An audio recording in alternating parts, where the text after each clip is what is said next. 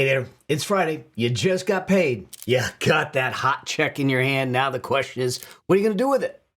All of a sudden, you start planning the weekend. You're going to restaurants, you're going out to eat, you're going shopping, you're doing all the things. But is that the right thing to do with your paycheck? Listen, if you're trying to find the path to financial freedom, I want to tell you what to do each time you get paid to make sure that you put yourself on that path to financial freedom. Because after all, financial freedom is your birthright. Let's go claim it. All right. So let's just talk about, what do you do when you get paid? Because here's what we know. All right. You're making money. In fact, I talk about this in my book that you need to build an earnings machine. In fact, that's the way we were raised. Get a good job, build a good business. And all we're doing is saying, create an earnings machine. How do you earn money?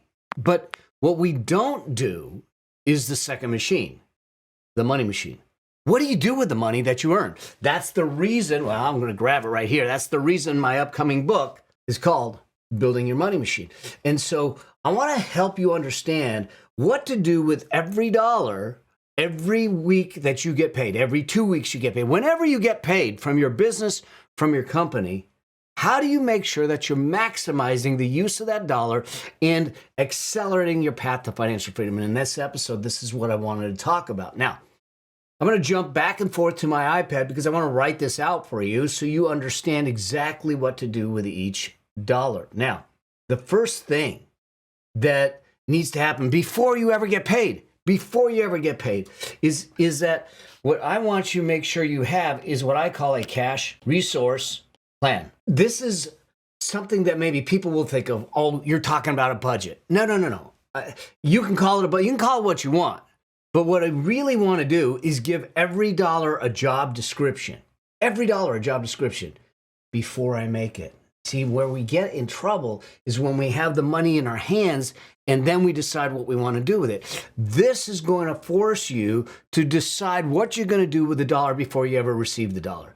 So you're going to know that you have X dollars that have to go to the mortgage, X dollars that have to go towards food, X dollars that are going to go for transportation, for fun, for retirement, for all of that. It is your permission to spend.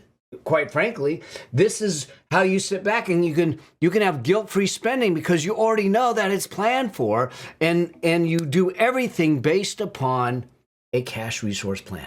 All right, so that's the very first thing, is to make sure that you have a plan in place to make it happen. Now, there's a couple things that I want you to understand about the plan. If you realize this is, like I said, this is about you having permission to spend, okay?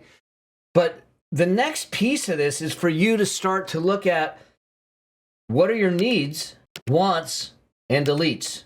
Here's the deal.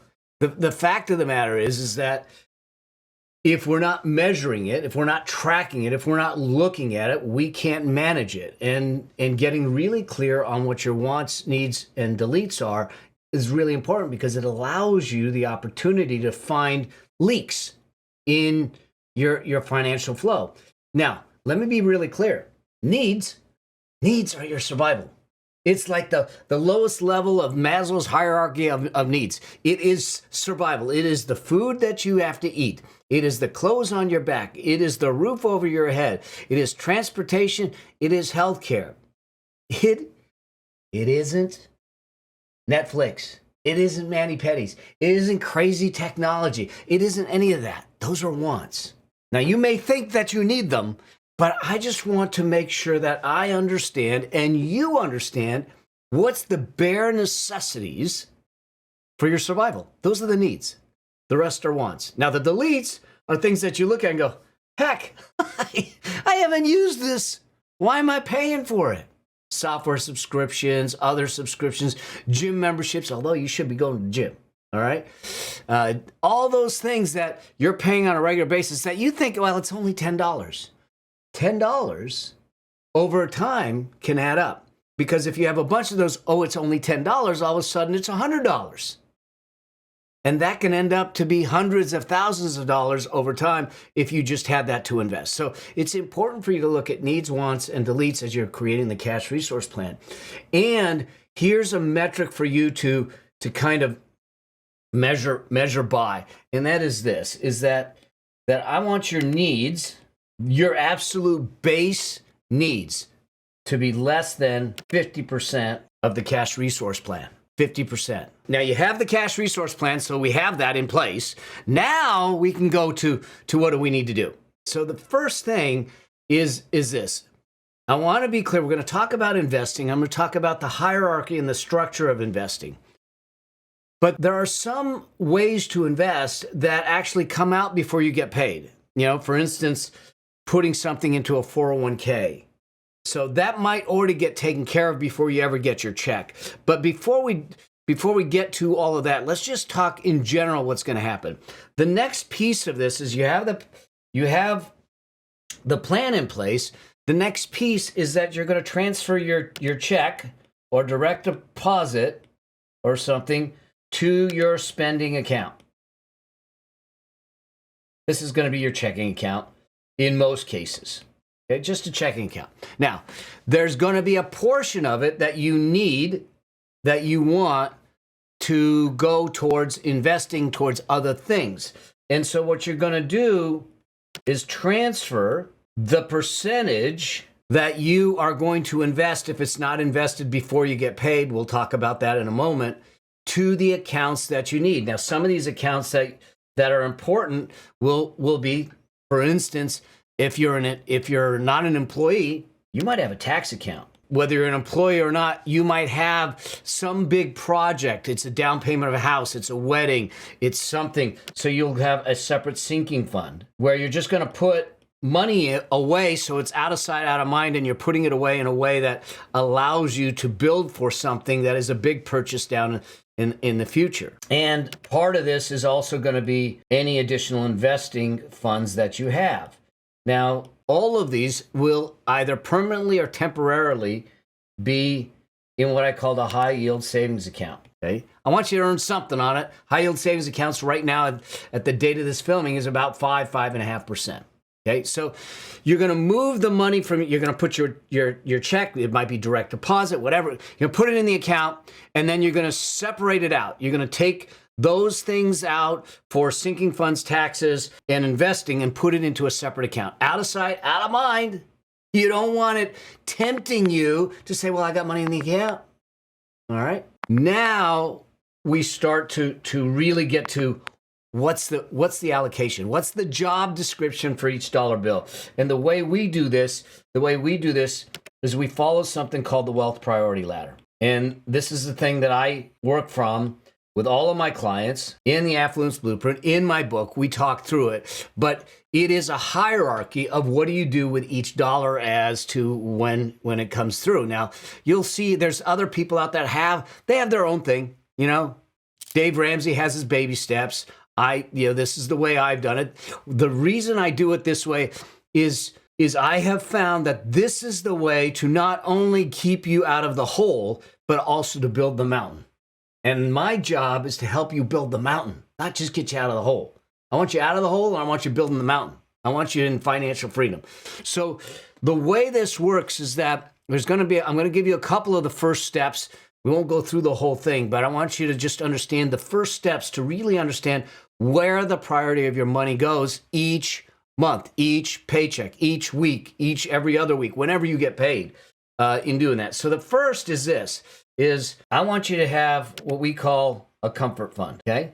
This is typically $1,500 or 1 month's expenses. This is not your emergency fund. I am not going to put my car into a chasm because something happened. There are statistics out there that show that the majority of people cannot sustain themselves if they got a $1,000 unexpected expense. Well, we don't want to have that happen because it can derail your whole finances if all of a sudden something unexpected comes in. Transmission breaks, okay? You got a leak in the house. Something happens, a medical, and you have these big deductibles. Whatever it is, we want to make sure that we don't end up in the canyon. So this is a way for you to make sure that you keep yourself safe. It's called a comfort fund because it's to give you the comfort of knowing that if God forbid something unexpected happened, you have some cushion there. I want it to be 1 month or $1,500 If you don't have it or you're not saving it from your check, look around your house. My guess is you could sell some stuff on Facebook Marketplace or whatever and bring in some cash and make sure that's sitting there so you don't have to go into debt to make it happen. That's the comfort fund that we do to do that. The second thing is that once that is in place, now we start to really dig into the next phase. And the next phase is really about you getting involved with creating what I call a peace of mind fund. And this is the emergency fund. Now, most people were going to tell you 3 to 6 months.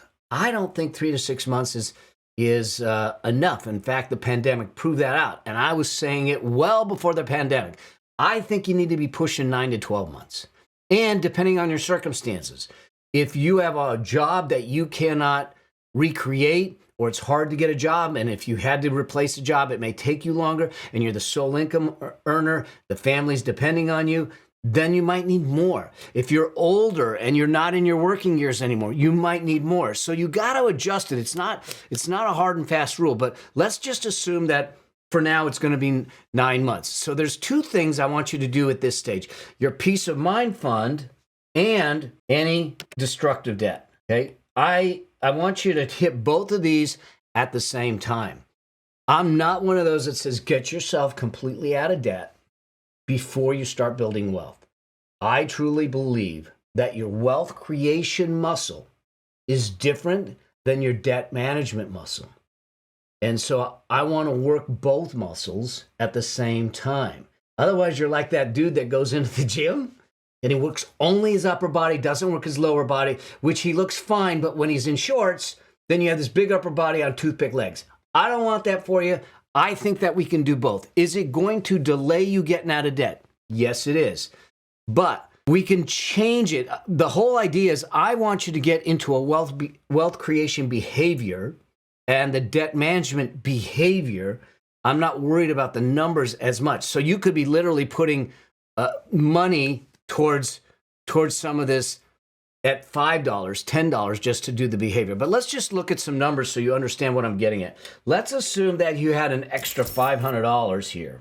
You can put $200 towards the peace of mind fund to get you there, and the other $300 towards paying off debt, or you can do it any other way. Now, let's just talk a moment about destructive debt. Destructive debt is that debt that is financing your current lifestyle for consumables.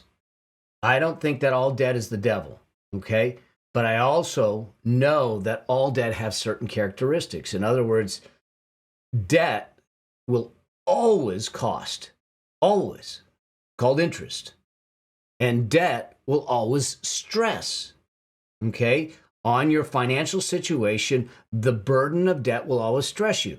But some debt is destructive debt. That debt is the stuff that you are financing for consumables, things that will go away and there is no future value and there is no real growth in value. There is productive debt, in my opinion, that will allow you to increase your cash flows or increase your net worth over time. Productive debt could be financing a piece of equipment for more profitability or productivity in a business. It could be buying a piece of real estate, buying it right, not over leveraging it, because that's going to create additional cash flow.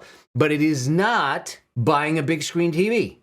It is not some luxurious vacation that you can't afford to pay cash for.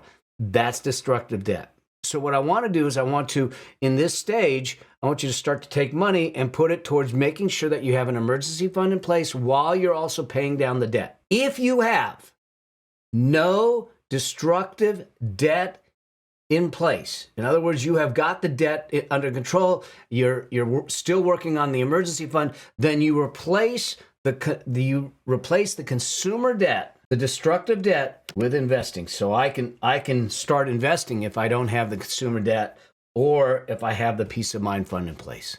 I get a chance to start putting money away. Okay? If either one of those are completely taken care of, then I replace it and I start investing. Where do I invest? Here's where you have a couple of different things. I'm going to give you the process that I think is the most effective and way to maximize the things that are going on. The first place to invest is to make sure if you're working for a company that has a 401k match is to put money in up to the 401k match. Because if your company is going to match the first 4% and you put in $1,000, they're gonna match that first 4%, and they're basically gonna give you free money. I want to make sure that I capture that match. It's free money. So the first place I want you to do is I want to take that money and put it into a 401k match. The second is if you are in a company like my wife is, where they have special stock purchase plans where you can buy things for a discount, then I want you to maximize your buying. These are called ESPPs, employee stock purchase plans. And the thing is that what happens here is a lot of times you can buy it at 10 to 15% discount. So if you notice what these are, this is where you're going to get some free money, okay?